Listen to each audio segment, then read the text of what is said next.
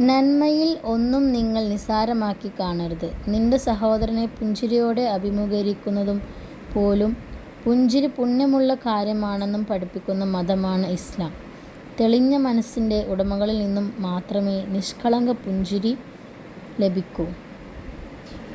കപട ലോകത്താണ് നാം ജീവിക്കുന്നത്. പല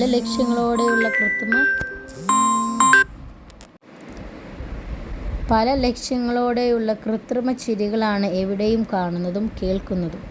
ആ ചിരിയിൽ വീണ് ജീവിതം നശിപ്പിക്കുന്നവരുടെ എണ്ണം അനുദിനം വർദ്ധിക്കുകയാണ്. അസൂയ, വിദ്വേഷം, വെറുപ്പ് എന്നിവ കൊണ്ട് മനസ്സ് കടുത്തു പോയവർക്ക് എങ്ങനെയാണ് സഹോദരൻ്റെ മുഖത്ത് നോക്കി പുഞ്ചിരിക്കാൻ കഴിയുന്നത്? കുടുംബത്തിനകത്ത്, കൂട്ടായ്മകൾക്ക് അകത്ത് നിഷ്കളങ്കമായ ചിരിയുടെ കുറവ് കൊണ്ട് ഉണ്ടാകുന്ന കാർമേഘങ്ങൾ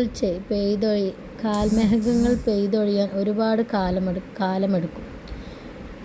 കുടുംബത്തിനുള്ളിൽ ചിരിക്കാൻ പിശുക്ക് കാണിക്കുന്നവർക്ക് എങ്ങനെയാണ് പൊതുസമൂഹത്തിൽ പ്രസന്നവദനായി ഇടപെടാൻ കഴിയുക? വർഗീയതയും വിഭാഗീയ ചിന്തകളും അതിവേഗം പടരുന്ന ഇക്കാലത്ത് നിഷ്കളങ്കമായ പുഞ്ചിരിയുടെ പ്രാധാന്യം പറയേണ്ടതില്ലല്ലോ.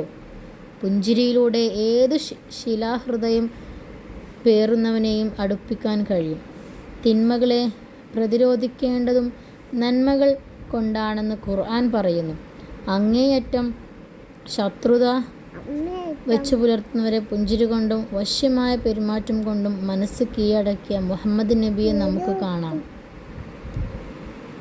നന്മകൾ കൊണ്ട് ഹൃദയം കീഴടക്കിയവരുടെ ചരിത്രം നമുക്ക് വായിക്കാൻ കഴിയും.